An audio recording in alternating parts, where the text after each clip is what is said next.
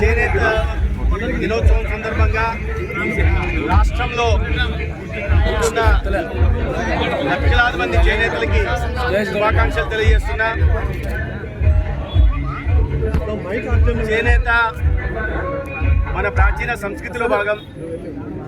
గ్రామాల ఆర్థిక పరిపుష్టికి, మన సంస్కృతికి చిహ్నంగా చేనేతలు ఉంటున్నారు.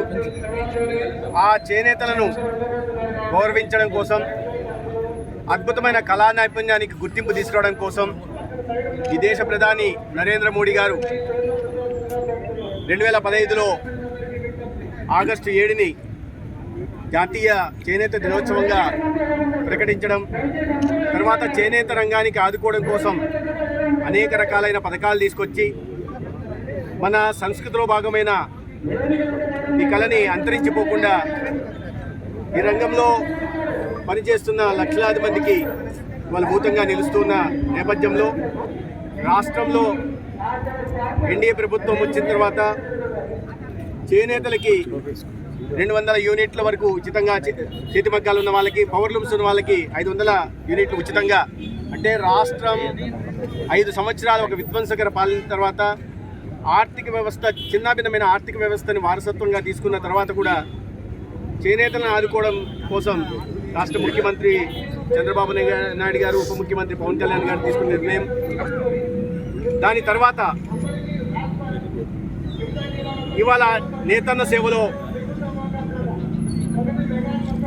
25,000 రూపాయలు 50 సంవత్సరాల లోపల ఉన్న వాళ్ళకి, చేనేతలకి, చేతి మగ్గల వాళ్ళకి ఇవాళ నిర్ణయం తీసుకోవడం, ఇవాళ ప్రారంభిస్తున్న సందర్భంగా చాలా సంతోషంగా ఉంది. ఈ సందర్భంగా నేను ముఖ్యమంత్రి చంద్రబాబు నాయుడు గారికి, ఉప ముఖ్యమంత్రి పవన్ కళ్యాణ్ గారికి ధన్యవాదాలు తెలియజేస్తున్నా. అదే సమయంలో 50 సంవత్సరాలు దాటిన చేనేతలకు పెన్షన్ ఇవ్వడం, తద్వారా ఒక్కొక్కరికి 48,000 రూపాయల ఆర్థిక సౌలభ్యాన్ని కల్పించడం, వీటినన్నింటినీ స్వాగతించదగ్గ నిర్ణయాలు. రాష్ట్రంలో చేనేత రంగం మరింత విస్తృతపరవాలని, అదేవిధంగా రంగంలో పనిచేస్తున్న వారందరి జీవితాల్లో వెలుగులు నిండాలని ఈ సందర్భంగా కోరుతున్నాను. సార్, చేనేత క్లస్టర్ ఎప్పుడు ప్రారంభిస్తారు సార్? దేశంలో ఒక క్లస్టర్, మెగా హ్యాండ్లూమ్ క్లస్టరు ధర్మవరంకి శాంక్షన్ అయిన విషయం, 40 కోట్ల శాంక్షన్ అయిన విషయం తెలిసిందే. దాదాపు 11,000 మందికి దీని ద్వారా నేరుగా ఉపాధి అవకాశాలు లభిస్తాయి. తర్వాత కొత్త టెక్నాలజీలు కానీ మరింత విస్తృతపరచడానికి, ఒక ధర్మవరం సిల్క్ని బ్రాండ్గా తయారు చేయడానికి అవకాశం ఉంది. దాన్ని ఇప్పటికే పనులన్నీ అయ్యాయి, టెండర్ పిలవడం అవుతుంది. ఈ నెలలోనే గౌరవ ముఖ్యమంత్రి గారు, అదేవిధంగా కేంద్ర జౌళి శాఖ మంత్రి గిరిరాజ్ సింగ్ గారు వచ్చి దానికి భూమి పూజ చేయడం జరుగుతుంది. దీన్ని 1.5 సంవత్సరం లక్ష్యం పెట్టుకున్నాం. 1.5 సంవత్సరంలో పూర్తి చేసి తద్వారా ధర్మవరం చేనేతలకు ప్రత్యేక గుర్తింపు తీసుకురావాలని, ధర్మవరం సిల్క్కి అంతర్జాతీయంగా ఒక గుర్తింపును తీసుకొచ్చి చేనేతలుగా గౌరవాన్ని దక్కేలాగా చేయడం కోసం కుటుంబ ప్రభుత్వం పనిచేస్తాం. సార్, క్లస్టర్ వల్ల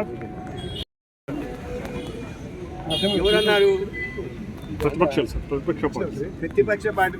దీన్ని మేము తెస్తామని కొన్ని దశాబ్దాల పాటు మాట్లాడిన వాళ్ళు ఇవాళ వచ్చిన తర్వాత లబ్ధి లేదంటున్నారంటే, అంటే చేనేతల జీవితాలు బాగుపడడం ఇష్టం లేదు, చేనేతల జీవితాల్లో వెలుగులు నిండడం ఇష్టం లేదు.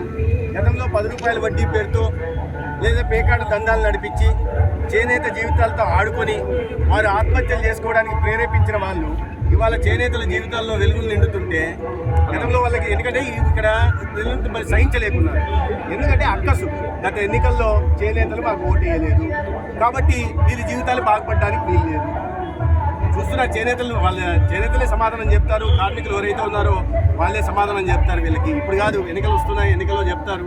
అంటే అసత్య ప్రచారాలు చేయడం, గతంలో ఈ రకంగానే అబద్ధాలను ఆలంబన చేసుకుని అసత్య ప్రచారాలు చేసి అధికారంలోకి వచ్చారు. అధికారంలోకి వచ్చిన 5 సంవత్సరాలు విధ్వంసం సృష్టించారు. ఇప్పుడు ప్రతిపక్షంలో ఉన్న విషయంలో కూడా, ఇది ఒక్కటే అని కాదు, ప్రతి విషయంలో కూడా ఇటువంటి అసత్య ప్రచారాలు చేసుకుంటూ ప్రజల్లో ఒక భయాందోళన వాతావరణాన్ని సృష్టిస్తూ, విధ్వంసం సృష్టిస్తూ ఒక అరాచక పాలన మళ్ళా తీసుకురావాలనే ప్రయత్నం చేస్తున్నారు. ప్రజలు విఘ్నులు, గతంలో బుద్ధి చెప్పినట్టుగానే భవిష్యత్తులో వాళ్ళకి రాజకీయ సమాధి కూడా కడతారు కొందరు.